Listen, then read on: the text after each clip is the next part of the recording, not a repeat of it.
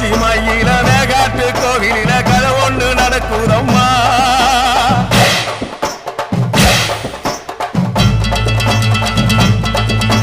காட்டுப்புலி ஒண்ணு காயம் பட்டு போச்சே காரணம் யார் சொல்லம்மா.